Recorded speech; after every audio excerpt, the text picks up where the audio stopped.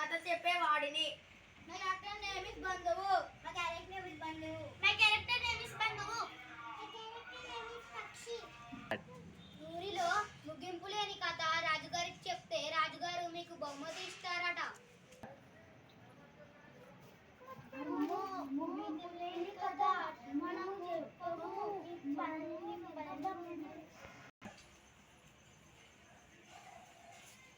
రాజుగారు నీకు ముగింపు లేని కథ చెప్తాను. సరే. అట్లనే మళ్ళా చెప్పాలి అనండి. సరే. ఒక అడవిలో ఒక పక్షి ఉంటుంది. తరువాత ఆ పక్షి వడ్ల గుమ్మిని ఒక్కొక్కటి తీసుకుంటుంది. తరువాత మళ్ళీ మరుసటి రోజు మళ్ళీ వస్తుంది. ఆ తరువాత మళ్ళీ వచ్చి తీసుకెళ్తుంది.